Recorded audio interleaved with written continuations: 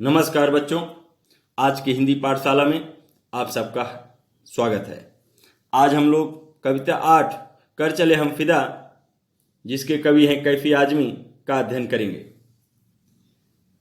कविता का अध्ययन करने से पहले हम कैफी आजमी जी का जीवन परिचय का अध्ययन करेंगे। तो आइए हम इनके जीवन परिचय का अध्ययन करें। कैफी आजमी का पूरा नाम था अतहर हुसैन रिजवी। इनका जन्म 19 जनवरी 1919 को उत्तर प्रदेश के आजमगढ़ जिले में मजमा गांव में हुआ। अदब की दुनिया में आगे चलकर वे कैफी आजमी के नाम से मशहूर हुए। कैफी आजमी की गणना प्रगतिशील उर्दू कवियों की पहली पंक्ति में की जाती है। कैफी की कविताओं में एक और सामाजिक और राजनीतिक जागरूकता का समावेश है, तो दूसरी ओर हृदय की कोमलता भी है। अपनी युवा अवस्था में मुशायरों में वाहवाही पाने वाले कैफी आजमी ने फिल्मों के लिए सैकड़ों बेहतरीन गीत भी लिखे हैं। 10 मई 2002 को इस दुनिया से रुखसत हुए, यानी उनकी मृत्यु हो गई। कैफी के 5 कविता संग्रह झंकार, आखिर शब, आवारा सजदे, सरमाया और फिल्मी गीतों का संग्रह मेरी आवाज सुनो प्रकाशित हुए। अपने रचना कर्म के लिए कैफी को साहित्य अकादमी पुरस्कार सहित कई पुरस्कारों से नवाजा गया। कैफी कलाकारों के परिवार से थे। इनके तीनों बड़े भाई भी शायर थे। पत्नी शौकत आजमी, बेटी शबाना आजमी मशहूर अभिनेत्रियां हैं। तो इस तरह से मैंने आपको इनके जीवन के विषय में बताया। अब हम जो कविता है उसका यानी पाठ प्रवेश के विषय में हम अध्ययन करेंगे।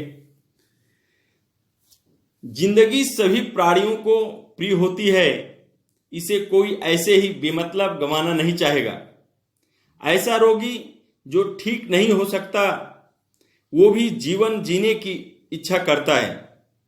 जीवन की रक्षा करना, अपनी सुरक्षा करना और उस जीवन को बनाए रखने के लिए प्रकृति ने सिर्फ साधन ही उपलब्ध नहीं करवाए, बल्कि सभी जीव जंतुओं को उसे बनाने और बचाए रखने की भावना भी दी है। इसीलिए तो शांति प्रिय जीव भी अपनी जान बचाने के लिए हमला करने के लिए तैयार रहते हैं। लेकिन सैनिक का जीवन बिल्कुल इसके विपरीत होता है, क्योंकि सैनिक उस समय सीना तान कर खड़ा हो जाता है जब उसके जीवन पर नहीं बल्कि दूसरों के जीवन और आजादी पर संकट आता है। जबकि ऐसी स्थिति में उसे पता होता है कि दूसरों की आजादी और जिंदगी भले ही बची रह सकती है, परंतु उसकी जान जाने की संभावना सबसे अधिक होती है। तो प्रस्तुत पाठ जो युद्ध की पृष्ठभूमि पर बनी फिल्म हकीकत के लिए लिखा गया था, ऐसे ही सैनिकों के दिल की बात बयान करता है, जिन्हें अपने किए पर नाज है। इसी के साथ उन्हें देशवासियों से कुछ आशाएं भी हैं। जिनसे उन्हें आशाएं हैं वो देशवासी हम और आप हैं। तो इसलिए इस पाठ के जरिए हम जानेंगे कि हम किस तरह या किस हद तक उनकी आशाओं पर खरे उतरे हैं। अब कविता का सार समझ लेते हैं। कविता का सार, प्रस्तुत कविता में देश के सैनिकों की भावनाओं का वर्णन है।